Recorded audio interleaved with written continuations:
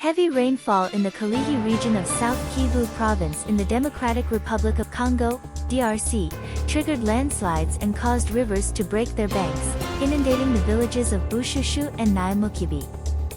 The death toll from the floods and landslides has risen to nearly 400, according to local officials. The United Nations Humanitarian Agency has confirmed at least 270 deaths so far, with more than 300 people still unaccounted for, while around 3,000 families have lost their homes. Congo climate activist Josue Aruna criticized the government for failing to consider environmental issues a priority and for a lack of response plans. Poor urban planning and weak infrastructure also make the DRC more vulnerable to such events.